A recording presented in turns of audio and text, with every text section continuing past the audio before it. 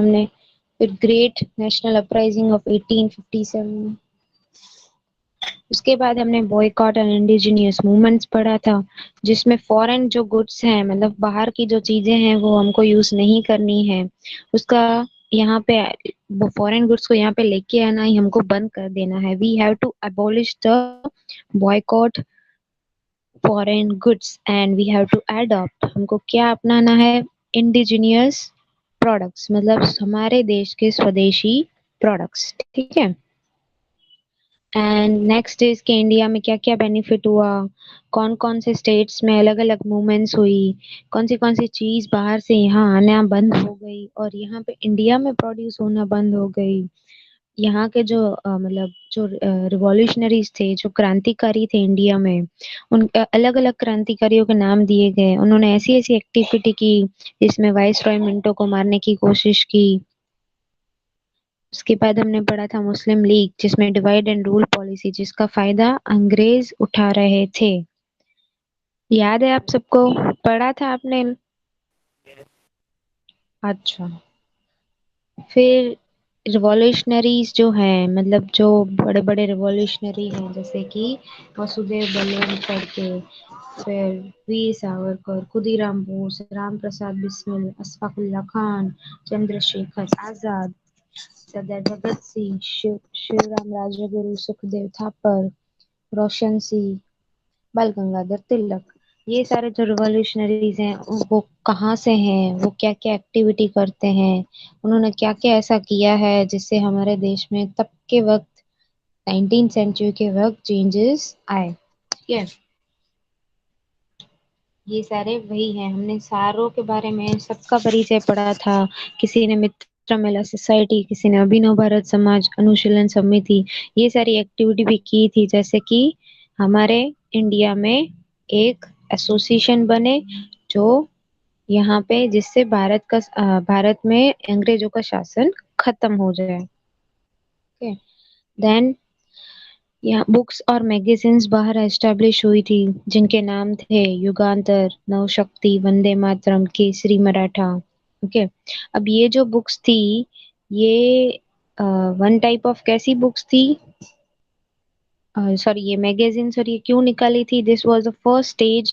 जो ये बहुत सब रिवॉल्यूशनरीज जो हैं, सब क्रांतिकारी जो हैं, उन्होंने बाहर इसीलिए निकाली थी कि ये लोग मतलब जो अंग्रेजों के शासन है, अंग्रेज जो हैं उनके सामने खड़े रह पाए, ठीक है। फिर उन्होंने बहुत सारी अलग अलग एक्टिविटी की, काकोरी लूट केस किया, लाहौर मसकरे, जहाँ पे एक्चुअली अलीपुर में जो मसकरे हुआ था उसमें हमारे भी 34 क्रांतिकारी जो हैं वो अरेस्ट हो गए। फिर थोड़े हावड़े मसकरे और धाके मसकरे में हो गए। फिर वाइसरॉय मिंटो के बग्गी पे बम डाल के उसको मारने की कोशिश की, ठीक है। फिर गुजरात में भी हुआ, बाकी सब स्टेट्स में तो होता ही था, मुंबई, पंजाब, उत्तर प्रदेश, लेकिन ये जो रिवॉल्यूशनरी क्रांतिकारी मूवमेंट है वो गुजरात में भी स्टार्ट हुआ, जिसमें जिसमें लीडर थे, जो पायोनियर थे, वो अरबिंदो घोष थे। लेकिन वो कभी किसी के सामने नहीं आते थे, वो हमेशा पर्दे के पीछे ही रहते थे, माइंड अपना चलाते थे। He was an main leader. पर उनके जो भाई थे बरिंदर कुमार घोष, वो हमेशा पब्लिक के सामने आते थे। वो जैसे ही गुजरात में आए, वो अपने जो कंपेनियंस थे, छोटू भाई और अमू भाई पुराने, उनसे मिले। फिर स्वामी साकारिया से मिले, जो नर्मदा पे सिचुएट करते थे, ठीक है। फिर बरिंदर कुमार ने क्या किया, वडोदरा, खेड़ा डिस्ट्रिक्ट और महसाणा के जो यूथ हैं, जो टीनेजर्स हैं, उनको इकट्ठा किया और उनके साथ मिलके उन्होंने क्या किया, वाइसरॉय मिंटो के बग्गी पे बॉम्ब डाला और अहमदाबाद में रायपुर दरवाजा के वहां पे उनको मारने की कोशिश की। देन फिर यहाँ पे अरबिंदो घोष जो है, उन्होंने बुक बाहर ना निकाली थी, एस्टैब्लिश की थी, पब्लिश की थी। कौन सी बुक थी, भवानी मंदिर, सारी बुक गुजराती में थी। क्यों भाई, इसका रीजन क्या कोई बता सकता है? ये जो बुक है दक्षिणा, भवानी मंदिर। Because English people couldn't read it and understand. Yes, ये इसीलिए बनाई गई थी क्योंकि ये बुक्स जो है ना, वो सिर्फ पढ़ने के लिए नहीं थी, बट एक्चुअली इस बुक में था क्या, व्हाट वाज द टॉपिक, मतलब ये बुक्स क्या कंटेन करती थी बॉयज? बॉयज, ये बुक्स क्यों बनाई गई थी, इसमें क्या लिखा था अंदर, और गुजराती में क्यों थी, वो तो आपने बताया कि ब्रिटिशर्स को समझ में ना आए, बट एक्चुअली में ये पब्लिश क्यों हुई?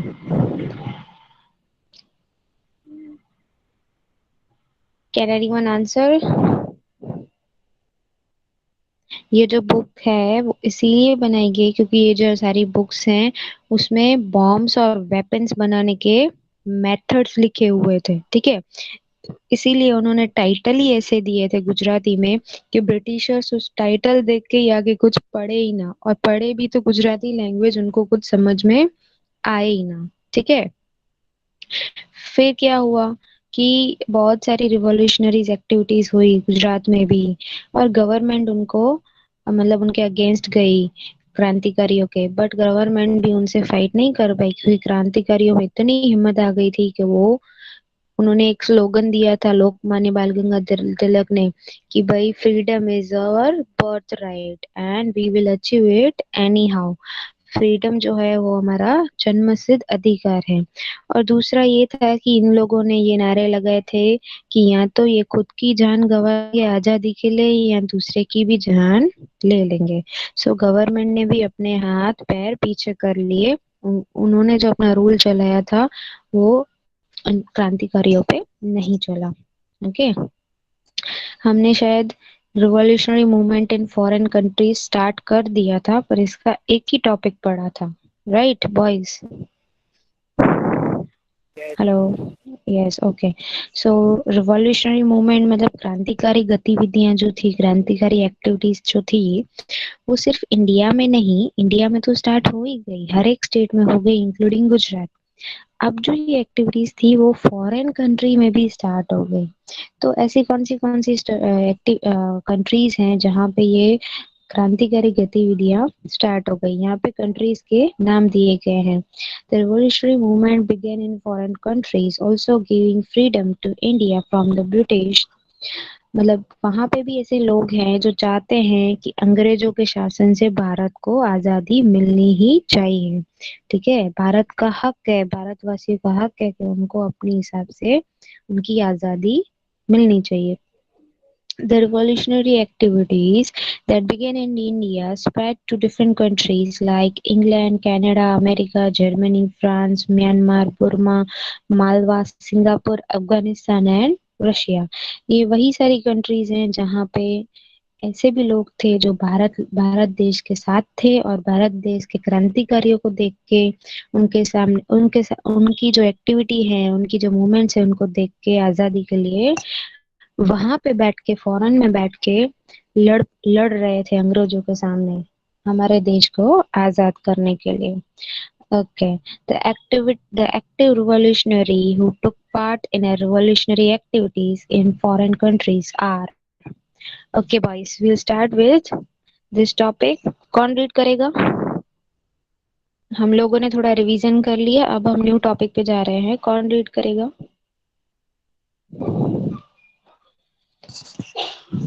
Boys,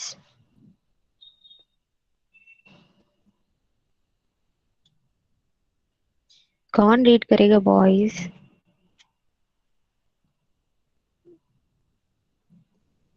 can anyone read it? कोई रीड करेगा?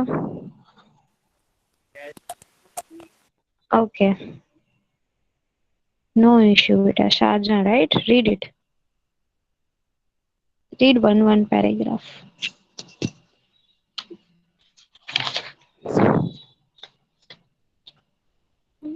रीड इट बेटा।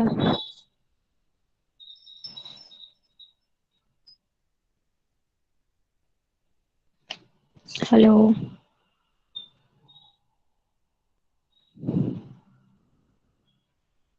बॉयज, आप लोग आंसर नहीं दे रहे हो तो मुझे पता कैसे चलेगा?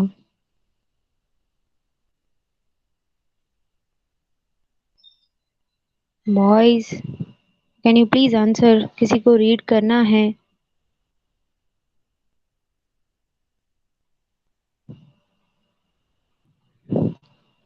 ओके, नो इश्यूज, मैं खुद ही रीड कर लेती हूँ।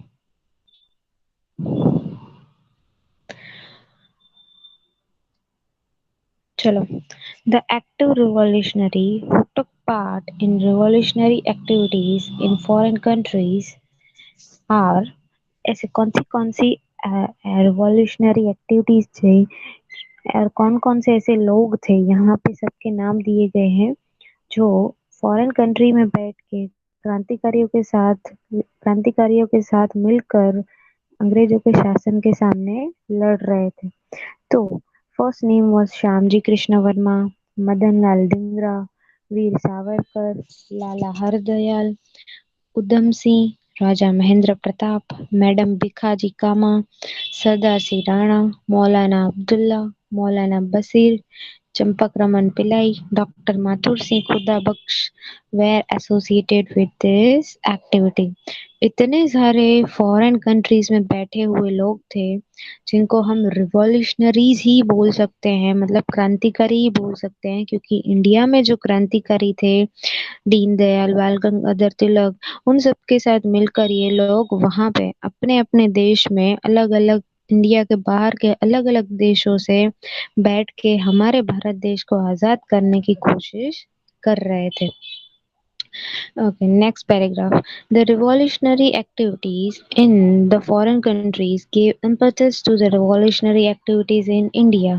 अब जो क्रांतिकारी गतिविधियां, क्रांतिकारी एक्टिविटीज थी फॉरेन कंट्री में जो हो रही थी, उन्होंने जो स्टार्ट की थी, ऊपर जो नाम दिए ना उन सब ने, यहाँ पे जैसे इंडिया में बहुत ही एक्टिविटीज हो गई वैसे वहां पे उन्होंने भी लड़ना स्टार्ट कर दिया। ठीक है, तो जैसे ही फॉरेन कंट्रीज के लोगों ने वहां पे लड़ना स्टार्ट कर दिया अंग्रेजों से, तो उसको देख के इंडिया के जो क्रांतिकारी हैं उन्होंने अपनी एक्टिविटीज और मूवमेंट्स जो है लड़ने की वो बढ़ा दी। उनमें खुद ब खुद स्पीड आ गई कि बाहर के लोग अगर हमारे देश के आजादी के लिए लड़ सकते हैं तो हम क्यों नहीं लड़ सकते हैं। ठीक है, pistols were being secretly sent to India from England along with the bedding of cooks।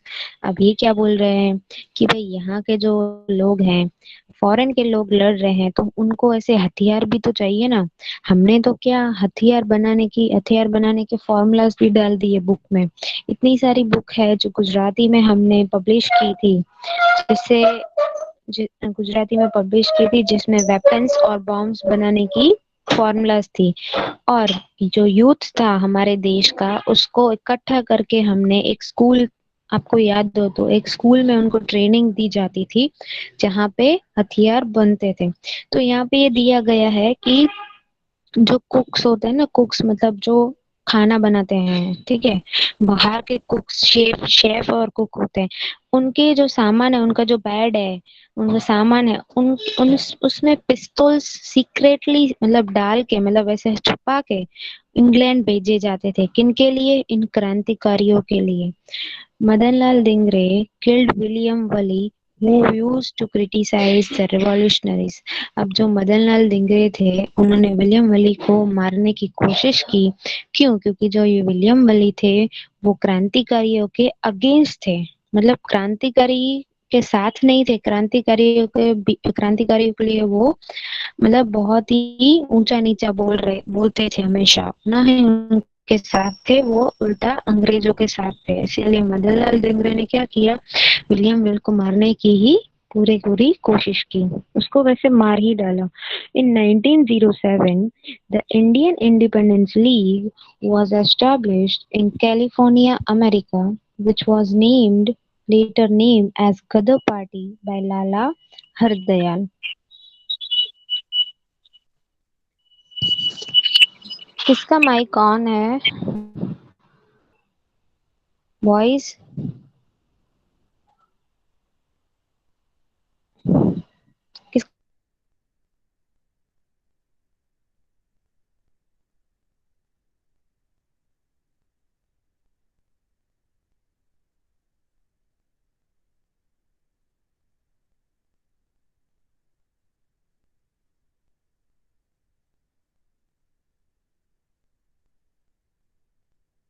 किसका माइक ऑन है? बॉयज, आपको समझ में आ रहा है? आप लोग कन्वर्सेशन नहीं कर। Yes,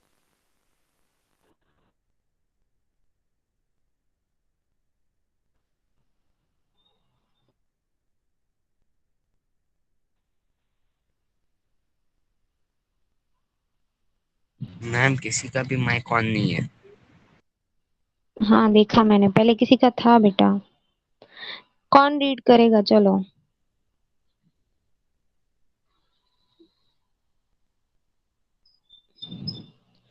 कौन रीड करेगा? मुझे आंसर दो यार fast, we are wasting our time. कौन रीड करेगा? अच्छा, ओके, मैं ही नाम बोल देती हूँ, ठीक है। ओके, अरमान शेख।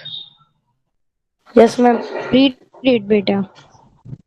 आप रीड करोगे? Yes ma'am. ओके चलो, I am sharing my screen. Ma'am. Wait a moment. चलो, ये सेकंड पैराग्राफ है ना? उधर से। उसमें मैंने नहीं, उसमें मैंने फर्स्ट 3 लाइन रीड कर ली जो मैंने अभी अभी समझाई। अब थर्ड लाइन जो है ना, मदनलाल दी, ओके। वहां से रीड करो। Madan Lal Dhingra killed William while who used to criticize the revolutionaries. In 1907, the Indian Independence League was established in California, America, which was later named as Gaddar Party by Har- Hardayal. Lala Hardayal. Lala okay. Hardayal. Okay बेटा, just stop it, मैं समझाऊंगी बात पढ़ना।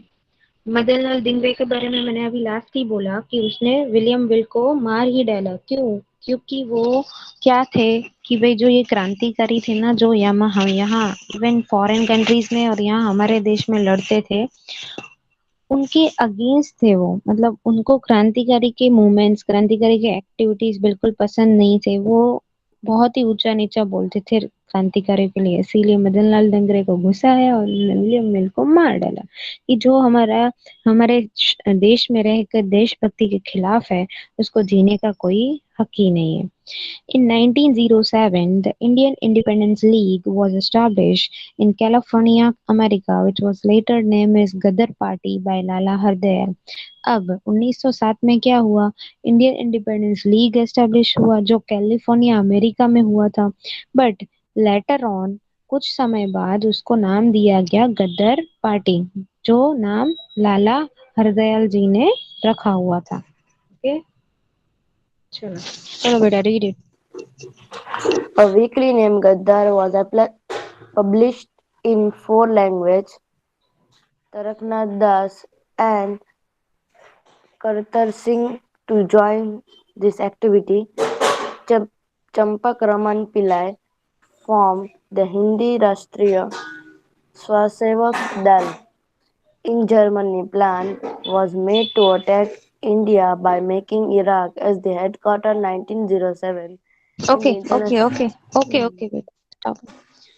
A weekly named Qatar was published in 4 language। ऊपर क्या था? Indian independence league जो 1907 में एस्टेब्लिश हुआ था अमेरिका में, कैलिफोर्निया अमेरिका। ओके, उसमें गदर पार्टी नाम दिया था लाला हरदयाल ने। किसको? इंडियन इंडिपेंडेंस लीग को। अब उसी गदर के लिए वो लोग बोल रहे हैं कि जो गदर पार्टी नाम दिया था उस पे A weekly named Gadar was published in 4 language। अब ये जो गदर पार्टी है, जो गदर था नाम था, वो अलग अलग 4 लैंग्वेज में उसकी बुक पब्लिश हुई। ठीक है। Taraknath Das and Kartar Singh to join this activity. ये दो नए क्रांतिकारी थे जो इस एक्टिविटी में ऐड हुए। एक है तारकनाथ दास और दूसरे हैं करतार सिंह। चंपक रमन पिल्लाई फॉर्म द हिंद राष्ट्रीय स्वयंसेवक दल इन जर्मनी। अब ये एक्चुअली हमने है ना, पहले सब है ना, यहाँ के जो देश के क्रांतिकारी थे ना, उनके बारे में पढ़ा था कि किसी ने गुजरात रीजन में एक्टिविटी की, किसी ने बंगाल में की, किसी ने बड़ौदा में की, किसी ने गुजरात के बाहर की, किसी ने महाराष्ट्र में की, किसी ने यूपी में की। अब यहाँ पे हम लोग पढ़ रहे हैं, टॉपिक ये है कि revolutionaries activities in foreign country. तो ये जो फॉरेन कंट्री में जो जो नाम है ना, मदन लाल, श्यामजी कृष्ण, मैडम कामा, वीर सावरकर, अब उन लोगों ने क्या क्या वहां पे बैठ के एक्टिविटी की, वो यहाँ पे दिया गया है। ठीक है, तो चंपक रमन पिल्लाई जो थे, उन्होंने एक हिंदी राष्ट्रीय स्वयंसेवक दल बनाया। कौन सी कंट्री में? तो भाई जर्मनी में। ठीक है, the plan was made to attack India by making Iraq as the headquarter. उनका प्लान क्या था कि इंडिया को अटैक करे, जिसमें हेडक्वार्टर, हेड ऑफिस जो है, जहाँ पे प्लानिंग होगा, जहाँ से ये जो मतलब अटैक करने का, इंडिया पे अटैक करने का जो प्लानिंग है वो एग्जीक्यूट होगा, वो हेड ऑफिस इराक में रहेगा। अब ये 1907 के वक्त की बात है। तब चंपक रमन पिल्लाई ने हिंदी राष्ट्रीय स्वयंसेवक दल जो जर्मनी में बनाया था, फिर उन्होंने एक प्लान किया कि they wish to attack the India, and the head office of that planning to attack the India was establish in Iraq. वो इराक में बनेगी। ओके, चलो रीड इट बेटा। In the national It's in the, inter- international. in the International Socialist Conference held in Stuttgart, It's Stuttgart. Germany. Yes. Stuttgart, Germany. Stuttgart, Germany. Hmm. The the national National. flag Yes, the yes. national flag prepared by Madam Kama was hoisted for the first time. Raja Mahendra Pratap formed the provisional independent government under Rashtra Pramukh in Afghanistan, in which Barkatullah, Abdullah, Maulana Bashir, Shamsher Singh, Dr. Mathur Singh, etc. also joined. Okay, okay, beta, stop it. In the International Socialist Conference held in Stuttgart, Germany। अब जैसे ही हमने बोला कि चंपक रमन पिल्ला ने Germany में एक हिंदी राष्ट्रीय स्वयंसेवक दल, मतलब क्या कि ग्रुप ऑफ पीपल जो इंडिया के मतलब अंग्रेजों के सामने इंडिया के लिए लड़ रहे हैं। ठीक है, वो उन लोगों ने एक बहुत ही बड़ा दल बनाया। उसका नाम था हिंद राष्ट्रीय स्वयंसेवक दल। स्वयंसेवक दल मतलब क्या कि अपनी राजी खुशी, मतलब अपनी इच्छा से, किसी के फोर्स से नहीं, अपनी इच्छा से आगे आके इंडिया को आजाद करने के लिए अंग्रेजों के सामने लड़ना। तो अब उसमें क्या था कि इंटरनेशनल सोशलिस्ट कॉन्फ्रेंस हुआ, जो हेल्ड हुआ था स्टगर्ड में, जर्मनी कंट्री में। The national flag prepared by madam Cama, madam Cama जो थी, उन्होंने नेशनल फ्लैग प्रिपेयर किया और वहां पे मतलब नेशनल फ्लैग झंडा लगाया फॉर द फर्स्ट टाइम। ठीक है, जैसे हम लोग कैसे यहाँ पे मतलब 26 जनवरी पे स्कूल्स में प्रोग्राम करते हैं, और ऑलवेज मतलब वो जो पॉलिटिशियंस हैं वहां पे होता है, खुद नरेंद्र मोदी जो मेरे प्राइम मिनिस्टर है वो भी फ्लैग लहराते हैं। तो इन लोगों ने फॉरेन कंट्री में यहाँ का फ्लैग झंडा लहराया। ठीक है, in the international socialist conference, जब इंटरनेशनल मतलब वहां के लोगों के साथ इनकी बहुत बड़ी कॉन्फ्रेंस हुई जो स्टटगर्ट जर्मनी में हुई थी, तब मैडम कामा ने अपने खुद हाथों से फ्लैग बनाया था और वहां पे उसको होइस्टेड मतलब लहराया था। वो भी फर्स्ट टाइम ऐसा हुआ। राजा Mahendra Pratap formed a provisional independent government under राष्ट्र प्रमुख इन अफगानिस्तान। राजा महेंद्र प्रताप जो थे, उन्होंने एक पूरा खुद का इंडिपेंडेंट, इंडिपेंडेंट मतलब खुद का एक प्रोविजनल गवर्नमेंट। प्रोविजनल मतलब क्या कि एक टेम्पररी बेस पे, जब तक भारत देश आजाद नहीं हो जाता तब तक एक प्रोविजनल खुद का इंडिपेंडेंट गवर्नमेंट बनाया, जिसका नाम है राष्ट्र प्रमुख, जो अफगानिस्तान में बनाया। इन विच अब उसमें कौन कौन से लोग ऐड हुए वो हम लोग नीचे पढ़ेंगे। अब ये जो मतलब जो गवर्नमेंट बना, शासन बना, गवर्नमेंट मतलब वन टाइप ऑफ शासन। ठीक है, मतलब रूल, शासन, पॉलिसी, रूल फ्रेम करना। तो उन लोगों ने एक छोटा सा खुद का एक अपना इंडिविजुअल गवर्नमेंट बनाया, जिसका नाम उन्होंने रखा राष्ट्र प्रमुख, वो जो अफगानिस्तान में बना। अब उसमें बरकतुल्ला, अब्दुल्ला, अबिदुल्ला, मौलाना Bashir, Shamsher Singh, doctor Mathur Singh etcetera also join. अब ये जो सारे नाम दिए गए जो मैंने अभी अभी रीड किए, वो सारे ही ये प्रोविजनल इंडिपेंडेंट गवर्नमेंट मतलब राष्ट्र प्रमुख में जो अफगानिस्तान में बना, उसमें ये सब ऐड हुए थे। ठीक है, चलो बेटा। This government made efforts to get help from Russia, Iran, Turkey, etc. They also meet the Turkish chief Anwar Pasha and the governor.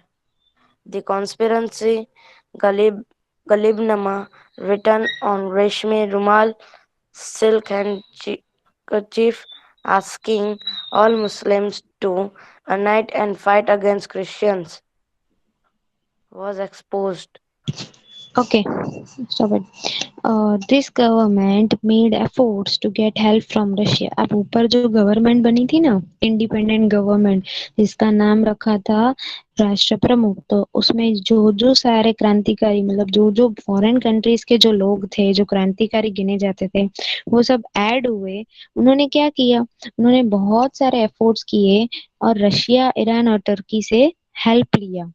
ठीक है, उन लोगों ने अलग अलग जो दूसरे कंट्री हैं जो भारत देश के आजादी के खिलाफ नहीं है, मतलब वो जो ऐसे कंट्री हैं, रशिया, ईरान, टर्की, जो भारत देश के साथ है, उन्होंने, ये जो क्रांतिकारी थे फॉरेन कंट्री के, उन लोगों ने क्या किया, गवर्नमेंट जो बनी, उन्होंने बोला कि भाई हम लोगों को यहाँ पे हेल्प चाहिए। ठीक है, उन्होंने बहुत कोशिश की, इन कंट्री के जो बड़े बड़े मतलब चीफ मिनिस्टर होते हैं, प्राइम मिनिस्टर होते हैं, उनसे गवर्नमेंट से बात करने की कि they would like to take help from Russia, Iran and Turkey. They also made the Turkish chief Enver Pasha and the governor. अब उन्होंने सबसे पहले टर्की का जो चीफ मिनिस्टर होता है उनसे मिलने की कोशिश की और फिर गवर्नर से भी मिलने की कोशिश की, क्योंकि उन लोगों को क्या था पता है, उनका प्लान आगे दिखाएंगे। इन लोगों का प्लान ये था कि भाई हम लोग ये सारी अलग अलग जो कंट्रीज हैं जिनको भारत देश की आजादी से कोई प्रॉब्लम नहीं है, वो तो चाहते हैं कि हर एक देश को अपनी आजादी मिलनी चाहिए। तो भारत देश की आजादी जो अंग्रेजों के शासन से, मतलब अभी फिलहाल अंग्रेजों के शासन चल रहा है जहाँ पे, वो गलत है। तो वो ये दूसरी कंट्री के साथ मिल के उनको भी अपने दल में, अपने ग्रुप में इकट्ठा करके अंग्रेजों, मतलब इंग्लैंड के सामने लड़ना चाहते थे। एक्चुअली में इंग्लैंड ही कंट्री है जो चाहती थी कि इंडिया में उसका शासन चले। ठीक है, तो ये तो आगे आएगा, ये तो मैंने आपको एक हाईलाइट दे दी। ठीक है, तो they also made the Turkish chief Anwar Pasha and governor, वो टर्की के मिनिस्टर और गवर्नर और मिनिस्टर जो होते हैं, चीफ लोग जो होते हैं, चीफ मिनिस्टर, उनसे मिले। तो conspiracy गालिबनामा written on Reshmi Rumal, that is silk handkerchief, asking all Muslims to unite and fight against Christians was exposed। अब सबसे पहले क्या था कि इन लोगों ने क्या किया कि भाई एक रेशमी रुमाल था जिसपे कॉन्स्पिरेंसी, मतलब क्या कि भाई वन टाइप ऑफ, ऐसे बोलते हैं ना, हिडन प्लान, मतलब ऐसी कोई चीज नहीं, मतलब जो बाहर एक्सपोज की जाए, वो उसमें लिखा था गालिबनामा। ठीक है, तो उसमें गालिबनामा एक वर्ड लिखा था जो रेशमी रुमाल पे लिखा हुआ था। उसमें ऐसा लिखा हुआ था कि वो लोग पूछ रहे हैं कि they are asking all Muslims, सब मुस्लिम्स को वो लोग, ऑल मुस्लिम्स वेर आस्क्ड, मतलब हर एक मुस्लिम बंदे को वो लोग ऐसे पूछ रहे हैं कि उसको लड़ना है क्रिश्चियंस के सामने। ठीक है, अब ये जो रुमाल है उसका सीक्रेट ये है कि उसमें ये लिखा हुआ है कि भाई टर्की में उसने जो चीफ और गवर्नर को दिया कि भाई आप सब मुस्लिम्स को क्रिश्चियंस के सामने खड़े होके, मुस्लिम और हिंदू मुस्लिम को एक होके क्रिश्चियंस के सामने, अंग्रेजों के सामने लड़ना है। ठीक है, चलो रीड इट बेटा। Raja Mahendra Pratap sent a golden strip with his signature to the Russian Caesar. Caesar, in which he had requested the Caesar to sever all ties with England. Russian revolutionary Trotsky had begun बेटा it's Trotsky, हाँ, it's not ट्रॉट्स्का, it's name, ये किसी का नाम है क्रांतिकारी का। या Trotsky had yes, pledged all his support to Indian revolutionaries. चलो रीड कर लो, no issue. Sohanlal Pathak in Burma and Paramnand in Singapore ये carried on revolutionary activities. In addition to this, the Kamagatamanu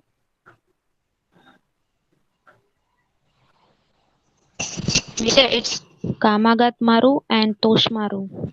Toshmaru Steamer. steamer events provided inspiration to the Indian revolutionaries staying aboard to fight against the British. Okay, great. Chalo. Raja Mahendra Pratap sent a golden strip with his signature to the Russian Caesar. अब इन लोगों ने क्या था, 3 country के governor और government से बात की थी, रशिया, ईरान और टर्की। ठीक है, तो टर्की की तो बात हो गई कि टर्किश के गवर्नमेंट को रेशमी रुमाल पे सीक्रेट वर्ड्स लिख के दिए थे कि उनको एक्चुअली में करना क्या है। ठीक है, प्लान के हिसाब से सारे मुस्लिम्स लोगों को अपने साथ, मतलब अपने देश के जो हिंदू मुस्लिम है उनको इकट्ठा करके अंग्रेजों के सामने, क्रिश्चियंस के सामने लड़ाई करनी है, एक यूनिटी बनानी है सबसे पहले तो, and will fight against the Christians. फिर दूसरा, राजा महेंद्र प्रताप जो थे उन्होंने एक गोल्डन स्ट्रिप भेजा था जिसमें उनका सिग्नेचर था। इसको रशियन सीजर को। अब रशियन सीजर मतलब क्या, रशिया में ऐसे जो चीफ मिनिस्टर होते हैं, जो मेन लीडर होता है, मतलब गवर्नमेंट में जो सबसे बड़ा होता है उसको रशियन सीजर बोलते हैं। ठीक है, उसने रशियन सीजर को गोल्डन स्ट्रिप, गोल्डन मतलब गोल्ड की, गोल्डन स्ट्रिप पे अपनी सिग्नेचर की हुई एक स्ट्रिप भेजी, in which he had requested the Caesar to sever all ties with England.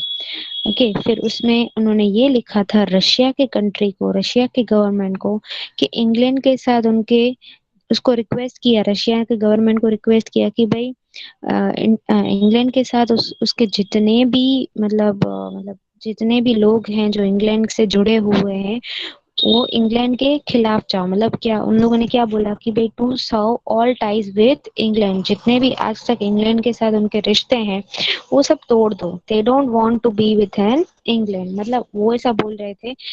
एक रिक्वेस्ट किया उसने रशियन गवर्नमेंट को कि भाई आप सब लोग हमारे साथ रहकर इंग्लैंड के खिलाफ जाओ। ठीक है, अब ये सब जो बातें हैं ना, मतलब जो एक प्राइम मिनिस्टर दूसरे प्राइम मिनिस्टर की कंट्री के साथ करता है वो एक्चुअली में सीक्रेटली होती है, या तो किसी लेटर में जाती है या तो किसी मतलब कवर में जाती है। पर तब के जमाने में एक जो चीज थी वो एक रुमाल पे गई, सिल्क के रुमाल पे, और दूसरा एक कौन किस में गई, गोल्डन स्ट्रिप में। ठीक है, रशियन रिवॉल्यूशनरी ट्रॉट्स्की, अब रशियन के एक गवर्नमेंट में एक क्रांतिकारी थे जिसका नाम था Trotsky, had pledge all his support to the Indian revolution. उसने वो आगे बढ़े और उनको ऐसे लगा कि नहीं नहीं, मुझे इंडिया के जो क्रांतिकारी हैं उनको पूरा पूरा सपोर्ट करना चाहिए, इसीलिए वो आगे बढ़े। Trotsky was the first person जो आगे आया और उसने इंडिया के क्रांतिकारियों को सपोर्ट किया रशिया में बैठ के। सोहनलाल पाठक in Burma and Parmanand in Singapore carried on revolutionary activities. अब ये दो बंदे हैं, मतलब हम लोग उनको क्रांतिकारी ही बोल सकते हैं क्योंकि ये फॉरेन कंट्री में बैठ के हमारे इंडिया के देश के आजादी के लिए लड़ रहे थे। तो सोहनलाल पाठक जो बुर्मा से लड़ रहे थे और परमानंद जो सिंगापुर से क्रांतिकारी एक्टिविटी कर रहे थे। In addition to this, the Kamagatmura and Toshamaru steamer events provided inspiration to the Indian revolutionaries. अब दो इवेंट हुए थे। अब कोई भी इवेंट होता है, कोई भी फंक्शन होता है तो उसके नाम होते हैं। ठीक है, तो अब इसके अलावा ये सारी एक्टिविटीज तो हर एक बंदे ने की, हमने जो ऊपर पढ़ा, फिर इसके अलावा दो इवेंट हुए थे जिसका नाम था कामागत मुरु एंड तोशामारू स्टीमर। विच इवेंट, ये जो दो इवेंट है उन्होंने क्या प्रोवाइड किया, क्या समझाया, उन्होंने इंस्पिरेशन दिया। इंस्पिरेशन मतलब मोटिवेशन, इंस्पायर किया किसको, हमारे देश के क्रांतिकारियों को, staying abroad to fight against British. मतलब ये जो बंदे हैं जो फॉरेन कंट्री में बैठे हैं उन्होंने दो इवेंट किए जिससे हमारे देश के क्रांतिकारियों पे असर हुआ कि भाई ये लोग बेचारे अब्रोड मतलब फॉरेन में बैठ के भी हमारे लिए ब्रिटिशर के अगेंस्ट फाइट कर रहे हैं, लड़ रहे हैं। ठीक है, उनसे उनमें ताकत आई कि ये लोग फॉरेन में बैठ के भी हमारा साथ दे रहे हैं। बॉयज एनी डाउट, हमने दो टॉपिक किए, any doubt? Boys any doubt? Okay चलो बेटा रीड करो, हम लोग ये टॉपिक खत्म ही कर लेते हैं आज। The Indian youth in the age group of 18 to 24 years were involved in the It's radical radical movement. Yes, radical. freedom movement.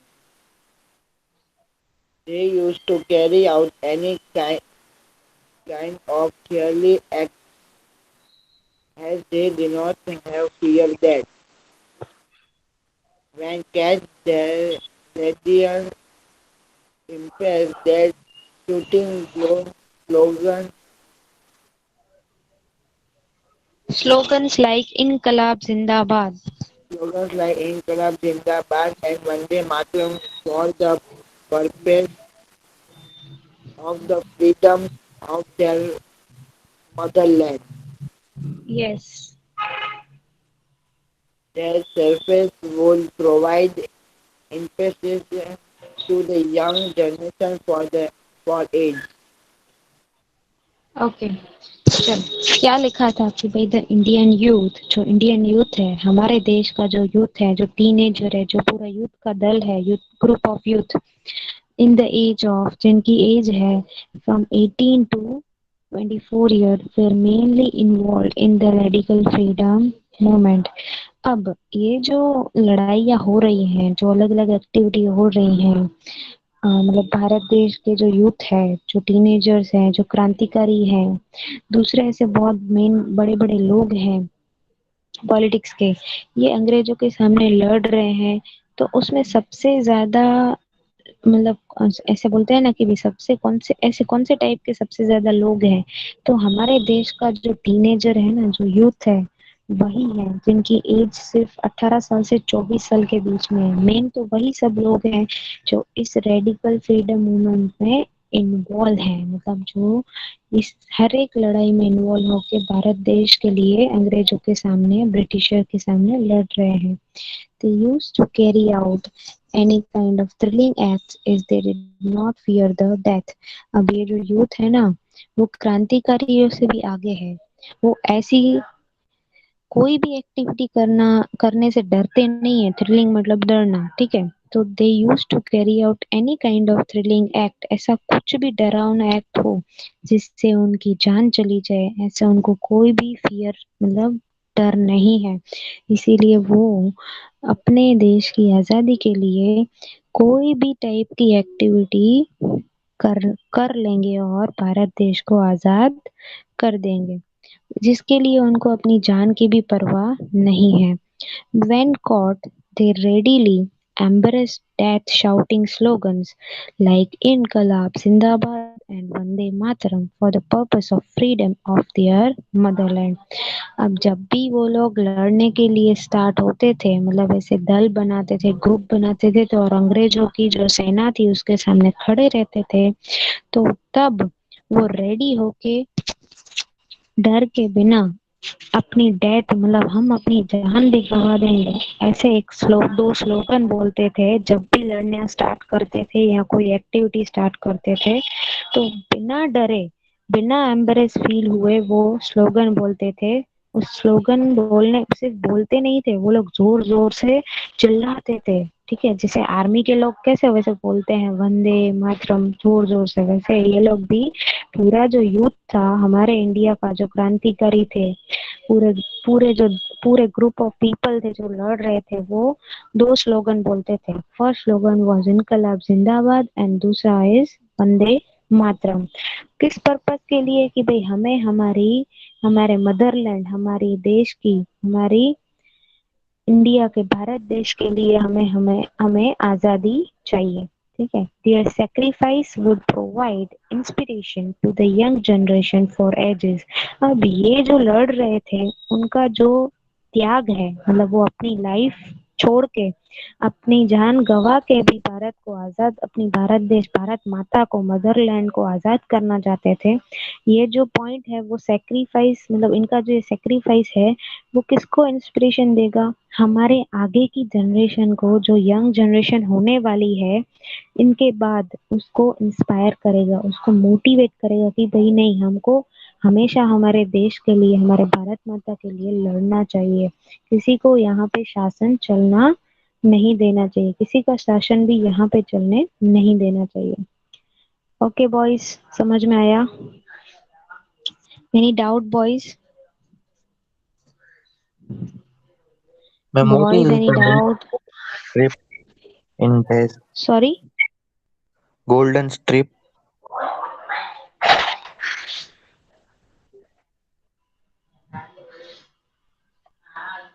Hello Yes, ma'am. Hello, yes बेटा बोलो। You Golden want to strip. ask about golden strip? Yes. Okay, great. This was the line ना, Mahendra Pratap sent a golden strip।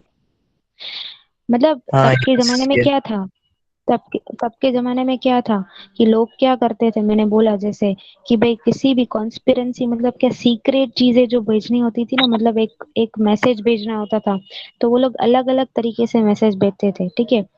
तो Okay. इसने क्या किया, महेंद्र प्रताप राजा ने एक golden strip, मतलब एक गोल्डन लकड़ी होता है ना, ठीक है, उस पे Mhm. उसका सिग्नेचर था, बड़ी स्ट्रिप थी, उस पे उसका सिग्नेचर था राजा का, वो रशियन सीजर, रशियन के जो राजा है उनको भेजा, जिसमें ये टैगलाइन लिखी हुई थी उनके Russian or सिग्नेचर के साथ कि Turkey? उनको, sorry You was send this to Russian president or Turkey president?